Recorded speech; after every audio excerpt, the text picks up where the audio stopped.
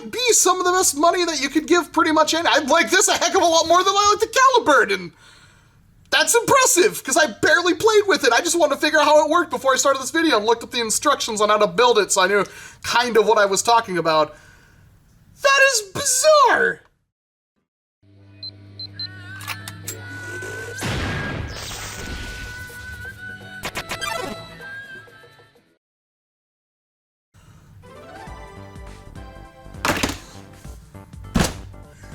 I don't even really know how to describe what's in front of me. Do you even know which way is up, which way is down?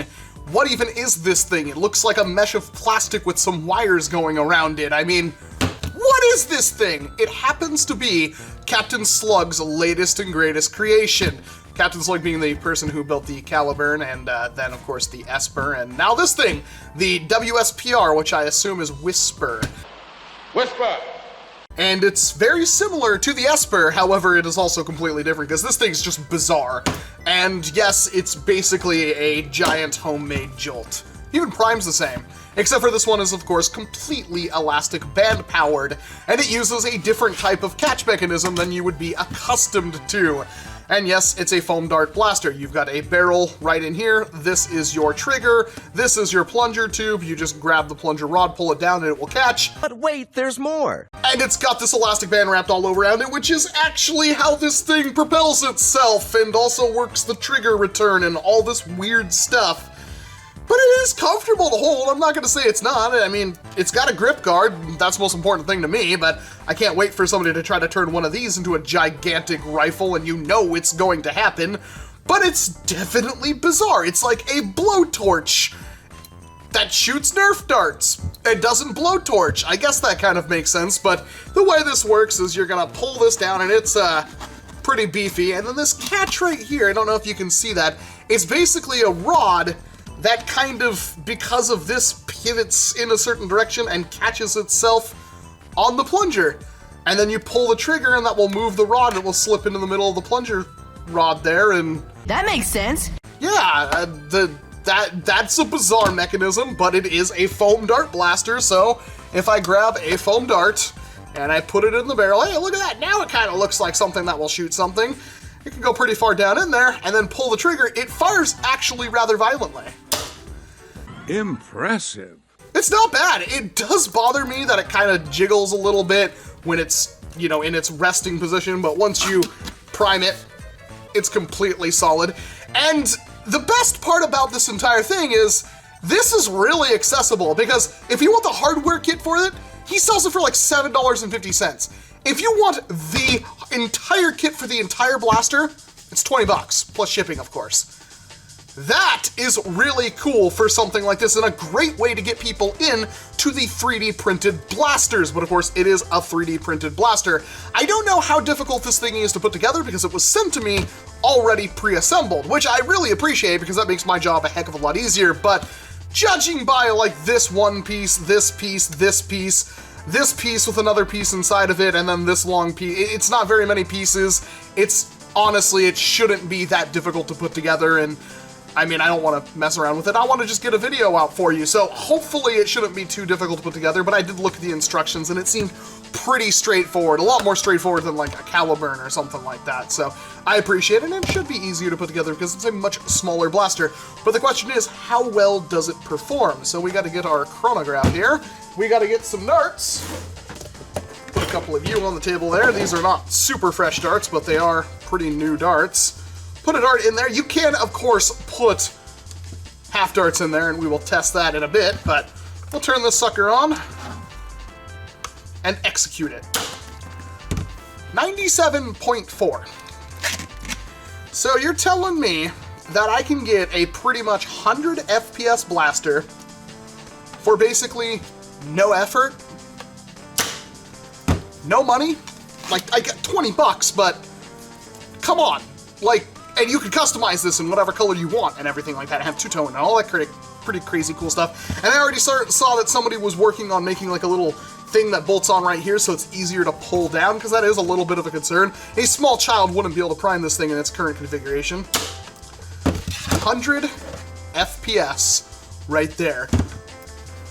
the 100 FPS Jolt that didn't require really a whole lot of finagling whatsoever and is entirely powered by elastic bands. I like how it has this little like cover right here that the rod sticks through.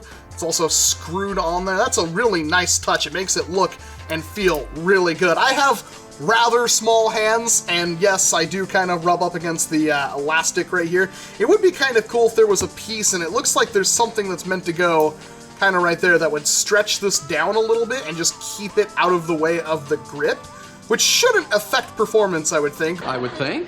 But that little bit of extra kind of like that would really go a long way for this blaster, so you're not like, you know, doing this. But it honestly doesn't matter, and I can't complain when I have a blaster that shoots this hard for this little effort.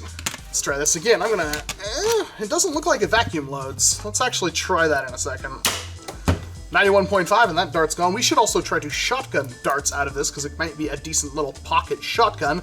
But let's put a dart right up here and let's try to vacuum load it. Nope, there is no vacuum loading. I do not see, huh. Well, that's always good. Let's put a second dart in there, and let's see if we can fit a third. Perhaps I'll show you fitting room 3 while we wait. Come on, go down.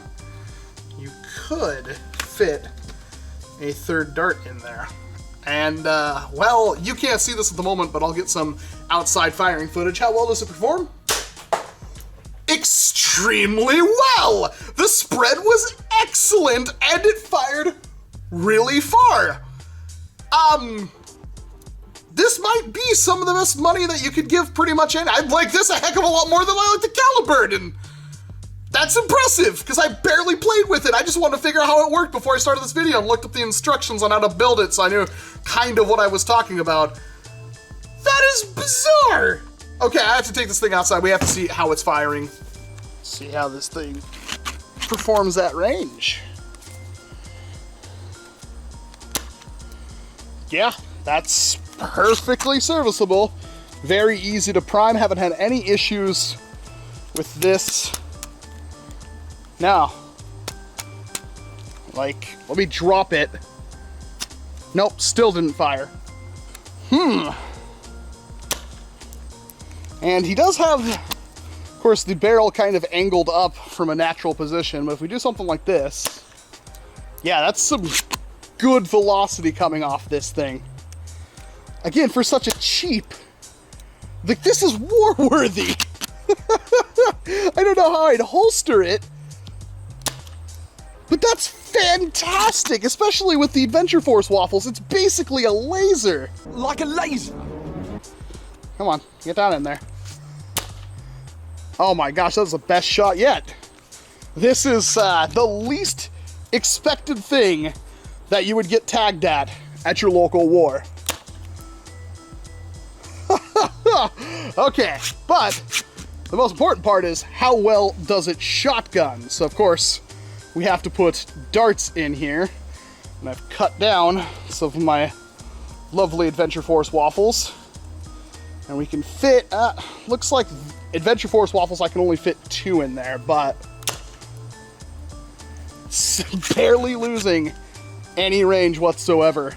With workers, I was able to fit 3, and maybe I could, do I have the loading tool with me? Found a slightly thicker twig.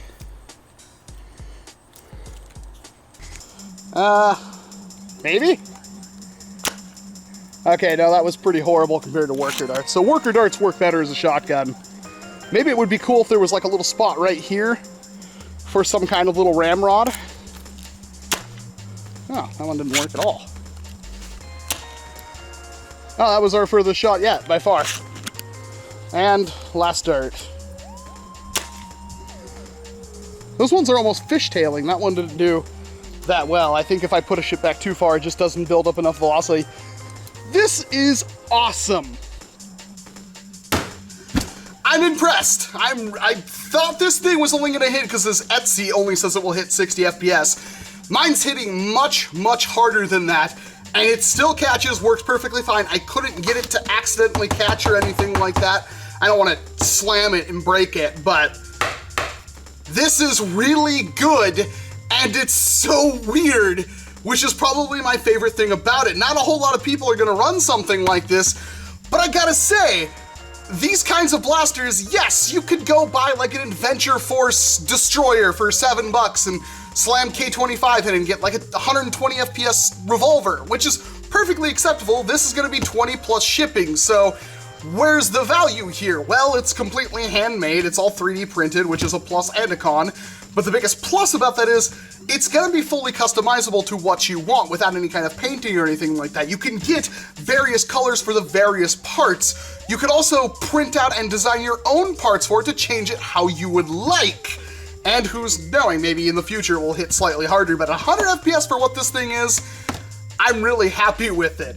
Like I said, really the only thing I want done, besides the pull-down grip, which I think would be a really good alternative, would also help you clip it to somewhere on your body, because right now this thing is not really holsterable, is just some little pieces to kind of like move these strings out of the way. Maybe there's a specific reason why that wasn't done, maybe that lowers velocity or something like that, but I'd love to see these kind of moved out of the way a little bit, because yeah, then you have the full grip that you can actually utilize. And I'm assuming later on down the line the design will slightly change. I do love how CS is my initials and it has a big W on it, which is for, of course, Whisper.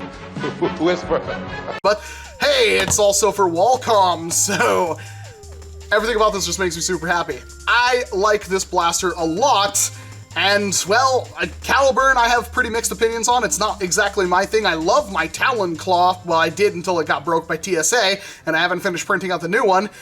But the Esper was also one of my favorite blasters, and then there's this thing.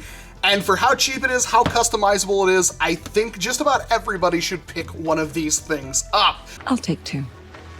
Captain Slug just sent this out to me. It's one of the few things he sent me. He's also sent me the kit for converting a worker Caliburn into a normal Caliburn, which I haven't had time to put together yet, but obviously my opinions are my own, and I'm extremely pleased with this blaster. I don't really see a downside to it. Of course, it's not like the most high-end thing ever, but for a pistol round or for somebody who's just looking for something that's legal at their war, maybe a Caliburn, you know, even with a really loose spring doesn't work well for them, or an Esper or something like that. Maybe they just want something that's Jolt-like. I can highly recommend this one. I've shot it a few dozen times now, haven't had any issues, and really if any issues do develop, I have multiple 3D printers so I can print out a new one, and that's kind of the whole fun of blasters like this. Plus, if you just want a hardware kit, it costs you basically nothing, and then of course, the actual pieces, there's only a couple of them. It should only take about a day, maybe, everything at 100% infill to print this thing out, so yeah, I can't ramble on enough about it. I would definitely pick up Captain Slug's new Whisper, especially for the price point, and especially if it's your first 3D printed blaster. This will get your feet wet into buying things like Caliburns and FDL3s and Goblins and whatnot. I'm Walcom S7. Let me know what you think about the Whisper. I don't even know how it's WSPR down in the comments section below. Like I said, I'm extremely pleased about it, and I'd love to get your opinions. But other than that, thank you very much for watching this video, of course, and I hope to see you in an entirely different one. You gotta